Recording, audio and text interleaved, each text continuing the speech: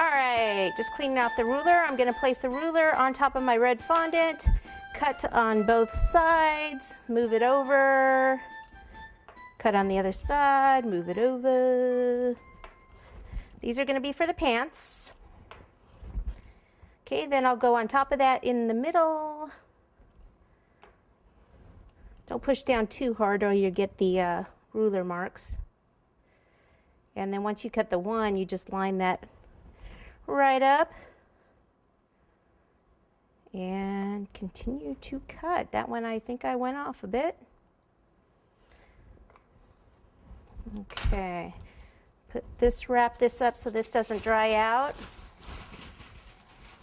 And I usually start at the bottom and work my way up. Since this one looks a little wider at the bottom, I'm actually going to go ahead and use that.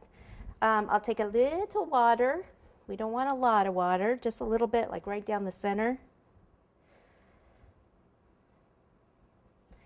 And it's usually kind of good to start in the back, but I'm actually going to start in the front, but I'm going to go both ways to the back. So I'm just going to put one like right here and go up. And then right here, just pull that off like so. And that's why I don't want a lot of water, because if I move it over a little, if I had water on every single spot, then it would you would see the red. So this way, if they don't line up perfect, then at the at the back, I can kind of fudge a little bit. So I'll do a few on this side, and then I'll do the rest of the way around there.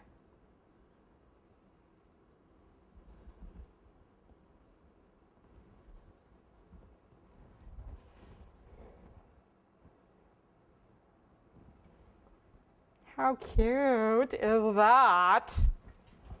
Takes a while, but it's just so darn cute.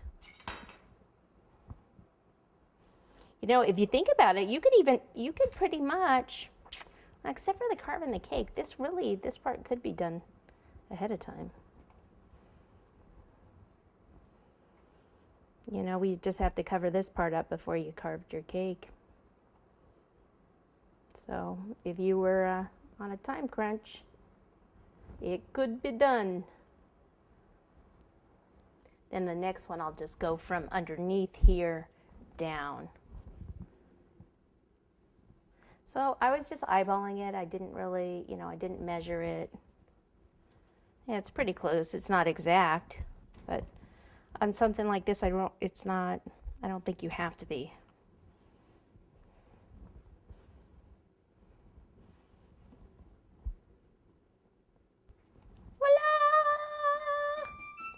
I'll just do one like right here, and then, well, actually I'll wait. I'll do the leg. I might put one just here to the back.